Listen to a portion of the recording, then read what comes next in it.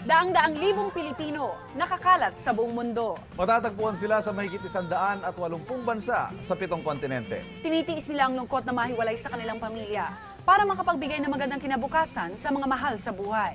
Narito na ang programang magpapakita ng tunay na drama ng buhay ng ating mga kababayan sa ibang bansa at magbibigay ng impormasyong makakatulong sa mga nais magtrabaho sa ibayong dagat. Magandang gabi po. Ako ang inyong kapuso, Rhea Santos. Ako po ang inyong kapuso, Ivan Mayrina.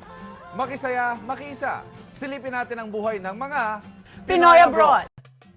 Daang-daang libong Pilipino nakakalat sa buong mundo.